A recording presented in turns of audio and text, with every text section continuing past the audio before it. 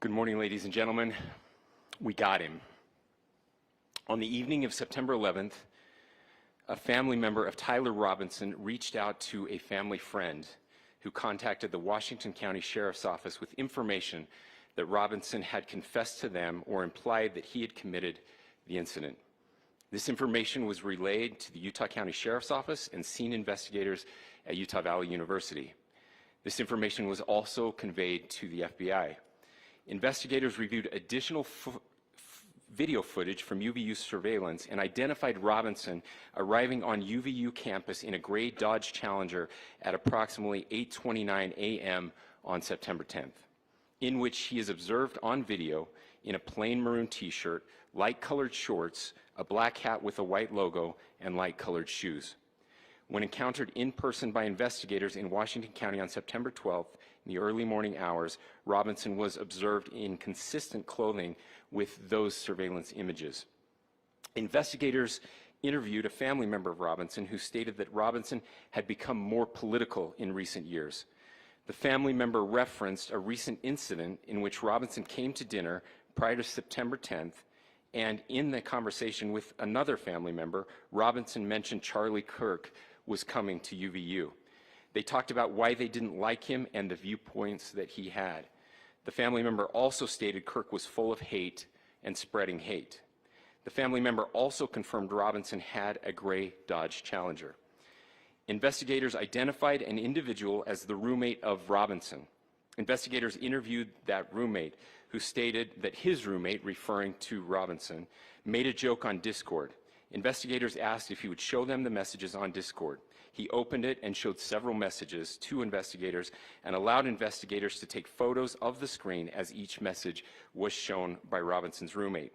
These photos consisted of various messages, including content of messages between the phone contact named Tyler with an emoji icon and Robinson's roommate's device. The content of these messages included messages affiliated with the contact Tyler, stating a need to retrieve a rifle from a drop point, leaving the rifle in a bush, messages related to visually watching the area where a rifle was left, and a message referring to having left the rifle wrapped in a towel. The messages also refer to engraving bullets and a mention of a scope and the rifle being unique. Messages from the contact Tyler also mentioned that he had changed outfits.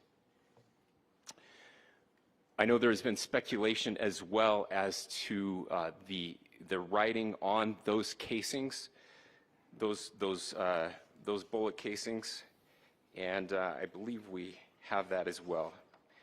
And I will share that with you now. So the area north of Campus Drive Road where the suspect crossed over, you saw some of that in the video that we released last night, consists of a grassy area with trees on the edge of the UVU campus. Investigators discovered a bolt-action rifle wrapped in a dark-colored towel. The rifle was determined to be a Mauser Model 98 30-06 caliber bolt-action rifle. The rifle had a scope mounted on top of it.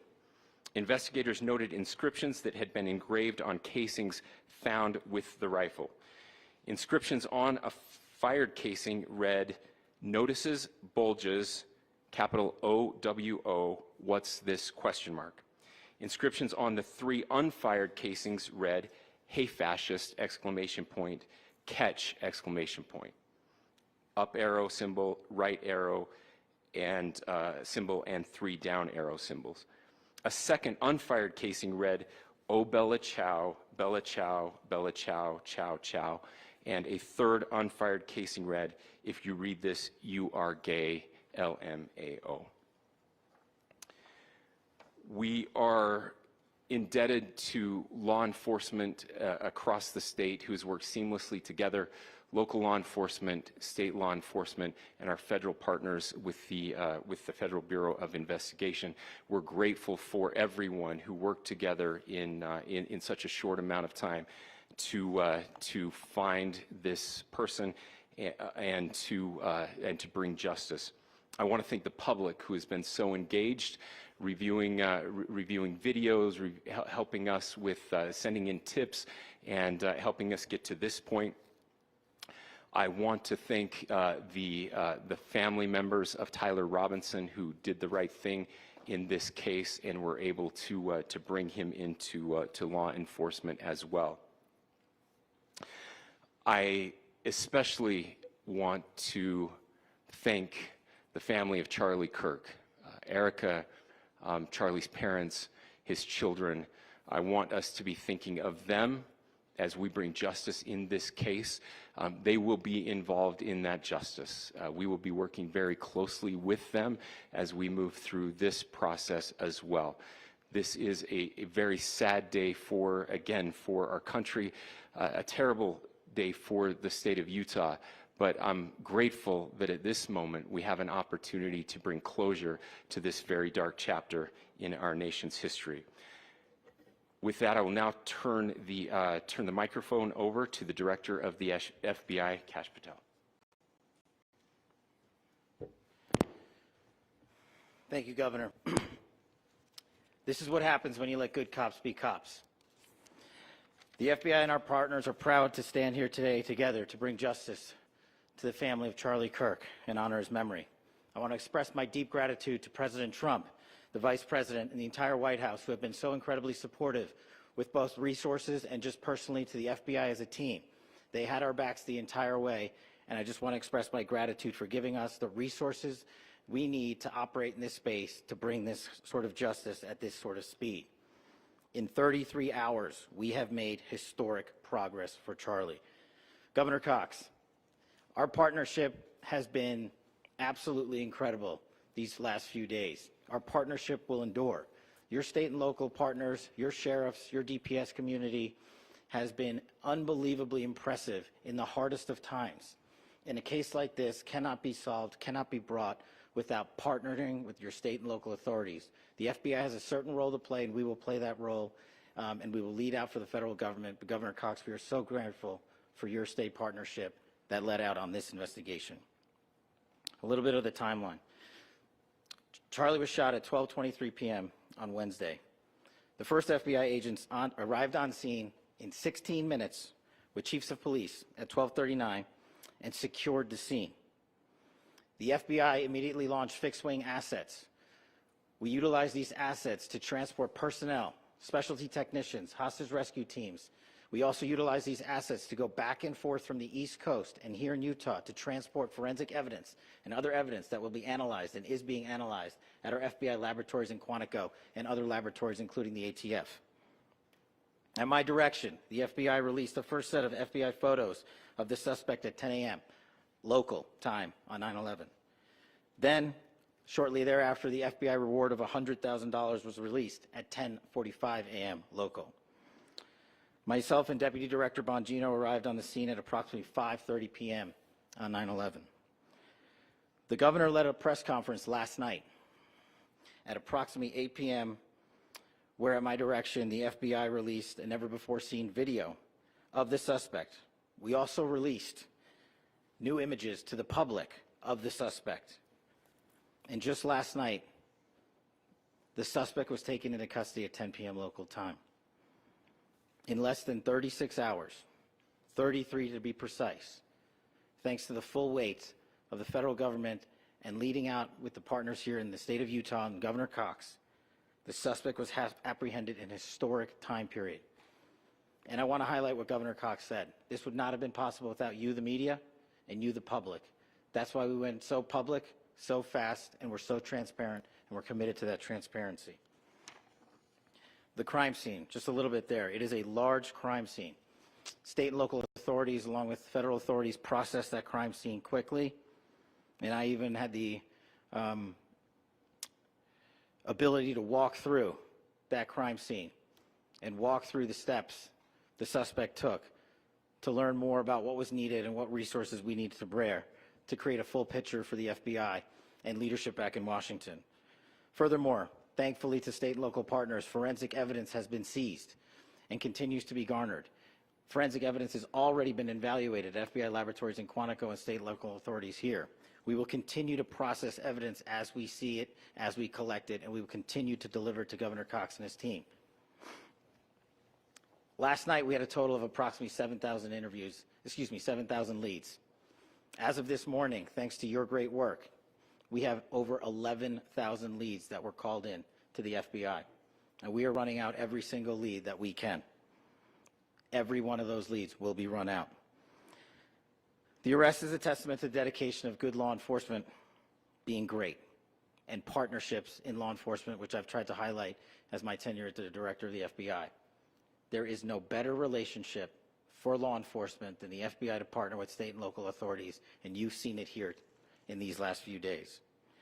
The FBI Salt Lake Field Office, along with our offices in LA, Phoenix, Denver, San Antonio, Las Vegas, Pittsburgh, Buffalo, our headquarters component in Quantico, all participate in the FBI. I want to express my deep gratitude to the employees of the FBI, the men and women, the evidence response team tacticians, the special operators, the agents, the support staff. You have done monumental work in historic time when the public, who had a right to demand such an expeditious solving of an investigation, the FBI answered that call diligently, critically important to our nation, and we delivered. And I'm proud to be their leader, and I'm proud to be the director of the FBI. This is very much an ongoing investigation, as the governor said, and we will continue to work with state and local authorities to develop the investigation, to provide them the evidence they need for their ongoing prosecutions, and we will be here to answer every call they absolutely have, as long as it takes, for as long as we need to find and apprehend whatever suspects were involved in this crime.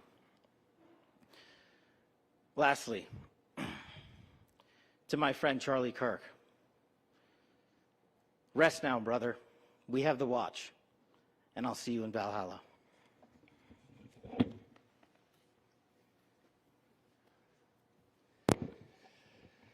Thank you, and good morning.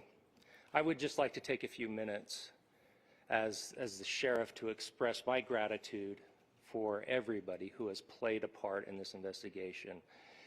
As you know, it's been a vast, a complicated, and a very, very fast-paced investigation. You're looking at people standing up here who are running on, if they got an hour's sleep in the last couple of days, they're probably lucky.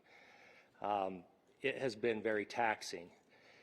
It has been so impressive, speaking on behalf of the local law enforcement, to see the cooperation that we've seen in this type of case. Across the state, sheriffs, chiefs, our state partners have stepped up and have come to the call on anything that we needed. Our county chiefs have been phenomenal. Our Utah County Attorney, Jeff Gray, who's standing up here with us, has been phenomenal in leading us through this investigation. I would like to thank the federal government for their resources, their assets. Our local team here, our FBI team, has been extraordinary in helping us work through this and bring this person to justice. Most of all, I would like to thank the public, and specifically, I would like to thank the public who turned to prayers and who turned to positiveness for us. I would like to thank them on behalf of the law enforcement community, because we needed those prayers. That's what we needed to get through this. We needed your support, and you gave it to us. We needed your patience, and you gave it to us. And I would like to thank you for the Kirk family, because that's what they need, is your support and your prayers, and that will get us through all of this. So thank you, everybody, for everybody that have stepped up. We've had such a phenomenal response to this. Thank you.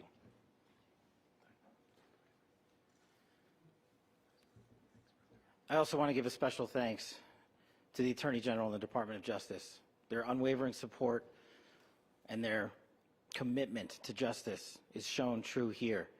And without AG Bondi and Deputy Attorney General Todd Blanche and the resources they brought to bear, we would not have been able to complete our mission.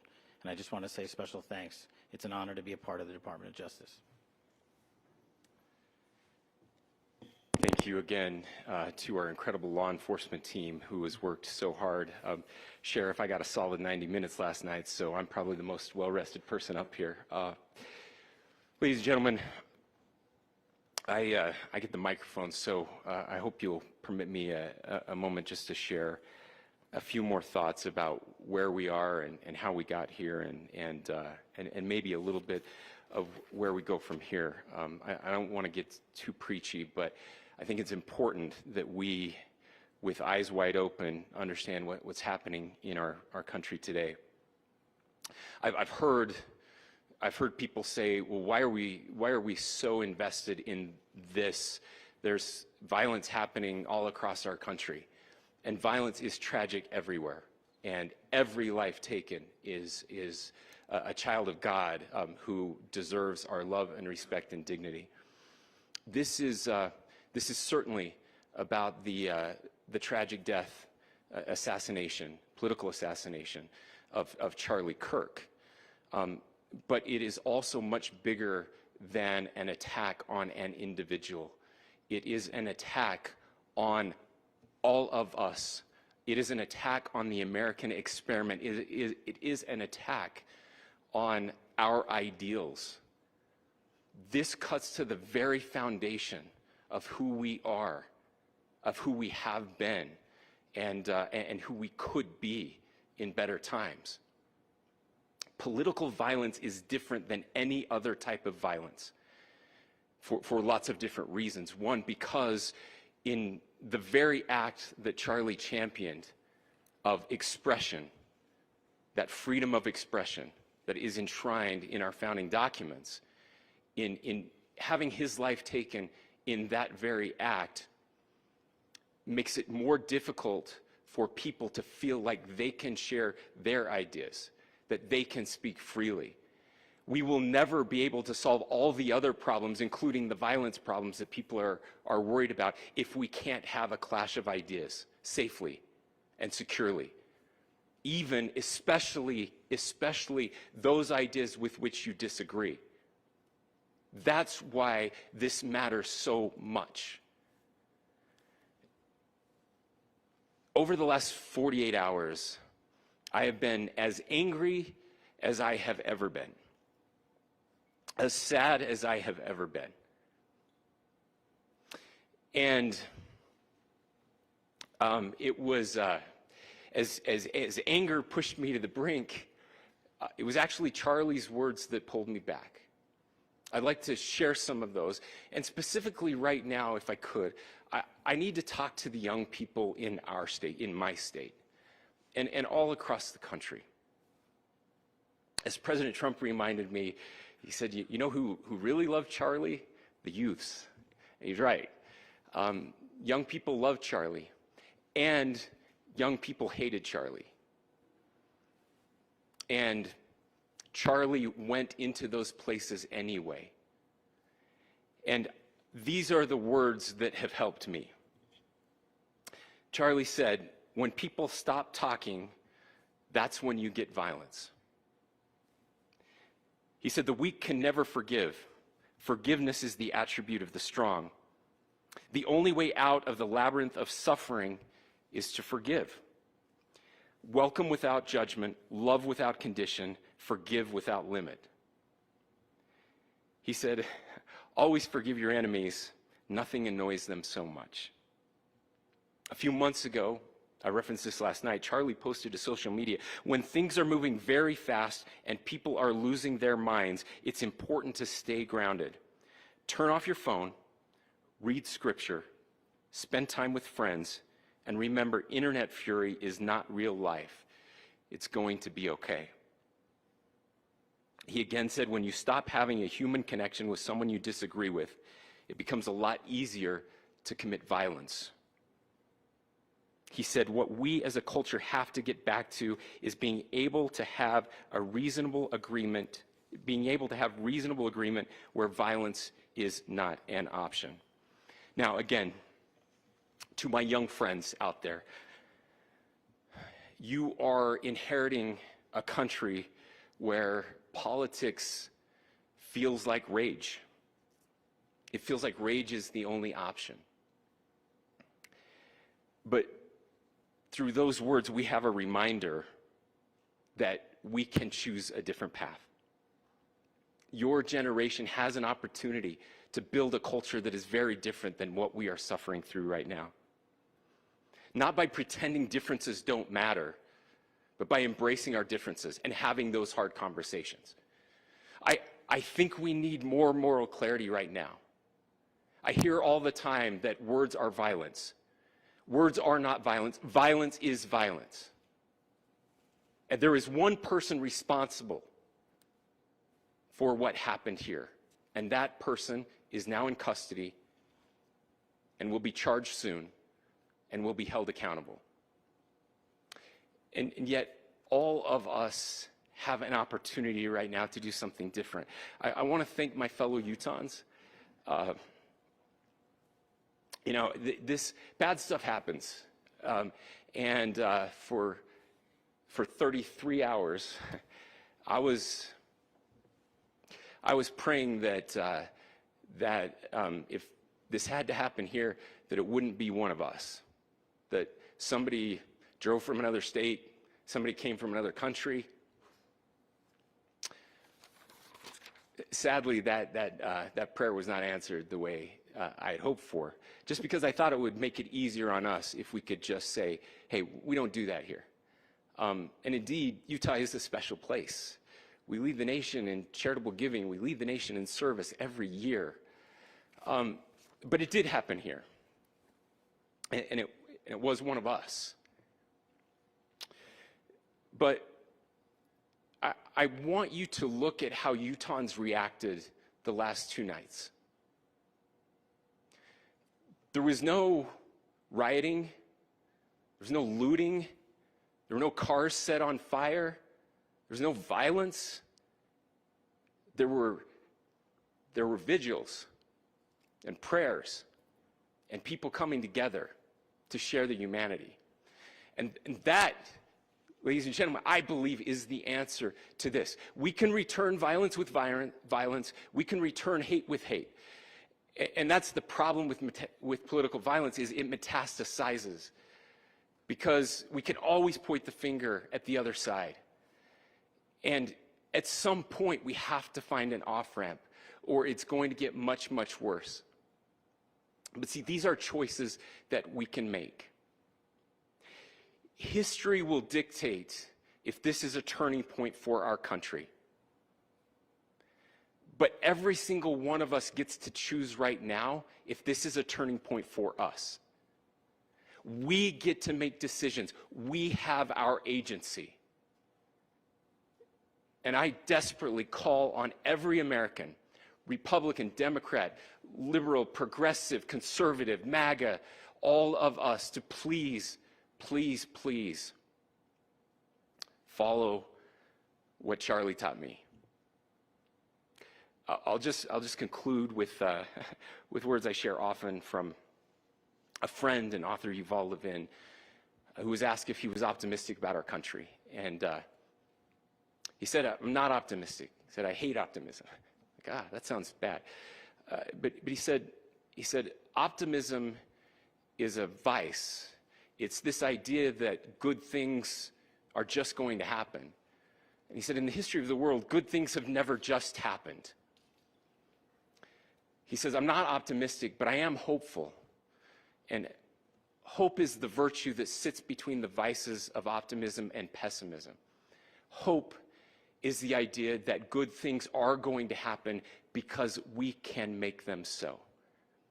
I still believe in our country. And I know Charlie Kirk believed in our country. I still believe that there is more good among us than evil.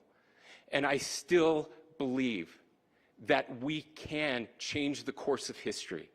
I'm hopeful because Americans can make it so. Ladies and gentlemen, we're happy to answer any questions you might have. Governor, can you please speak to whether the suspect is speaking with authorities and his demeanor, Tyler Robinson, when he turned himself in? I cannot speak to that. Governor, how do you interpret the engravings on cases? Well, I will leave that up to you to interpret what those engravings mean. I think the clearest one that says "Catch Fascist," there's not and by the way, that's like catch like a ball, catch this. That's, I think that speaks for itself.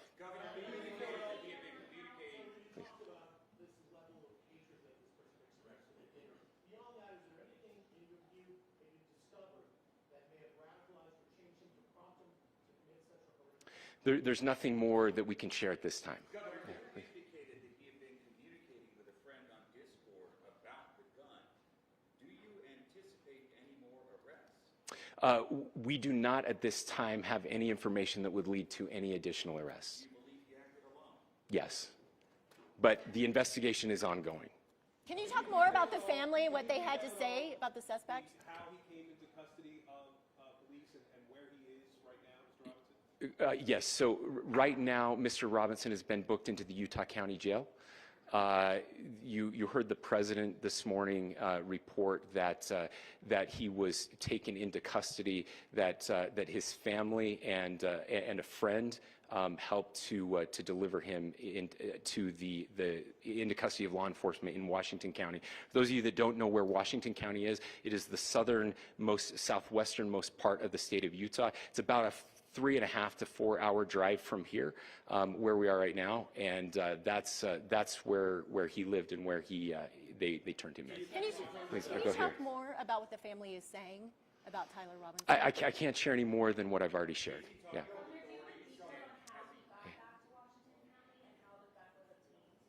So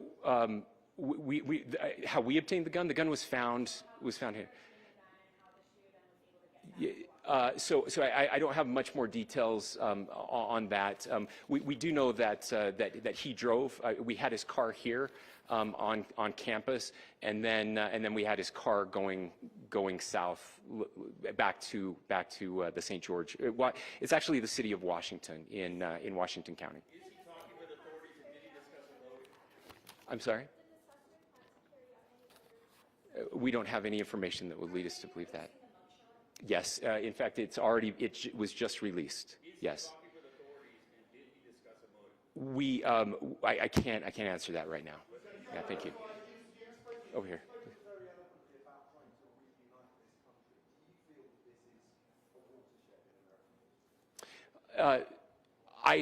I absolutely believe that this is a watershed in American history, yes. The question is what kind of watershed? And that chapter remains to be written. Is this the end of a dark chapter in our history or the beginning of a darker chapter in our history? Look, I mean, if you look at true political assassinations in this country of someone of this stature, this feels a lot like the late 60s. And having one so gruesomely displayed on camera in all of our hands and in all of our pockets, we are not wired as human beings biologically, historically. We have not evolved in a way that we are capable of processing those types of violent imagery. And by the way, we've seen another one with a gruesome stabbing very recently that went viral. This is not good for us. It is not good to consume. Social media is a cancer on our society. Again, I would encourage people to log off, turn off, touch grass, hug a family member, go out and do good in your community. That is happening, and it's happening organically right now. I had a friend in a small city in Utah who said, we're getting together, the Republicans and Democrats in my little town are getting together to have a discussion tonight, last night, just to find a way to find their better angels. So yes, this could be, I mean, you know, again, you have to go back to JFK to have seen a video live of something like this happening. I wasn't born until 1975, but I know that things were really dark in the late 60s. Sorry to some of you. I know some of you were there. This is our moment. Do we escalate or do we find an off-ramp? And again, it's a choice. It's a choice, and every one of us gets to make that choice. Two more questions right here.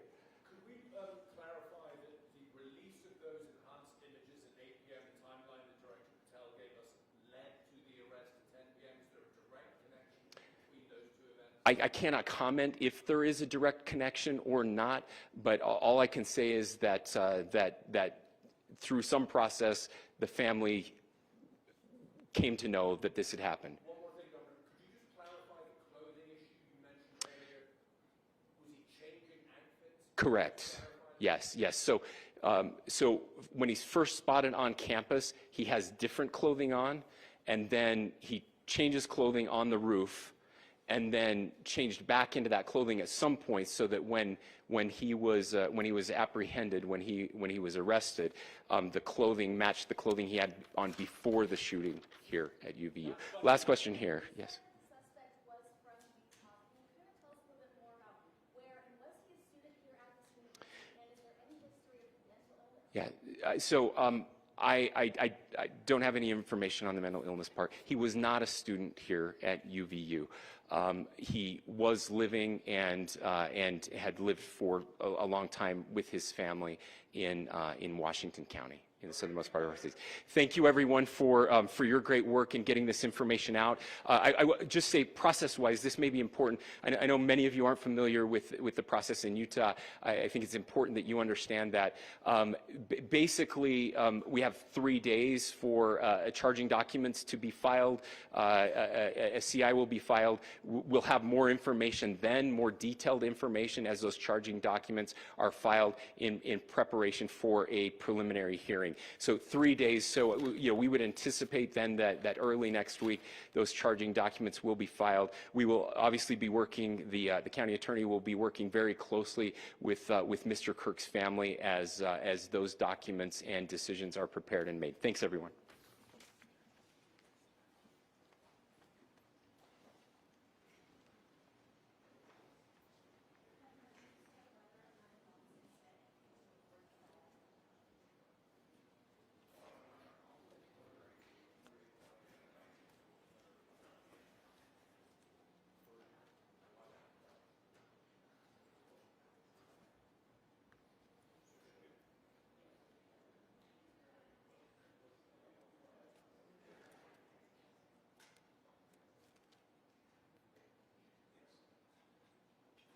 Mic check, testing 1 2 3. Mic check 1 2 3, testing 1 2 3.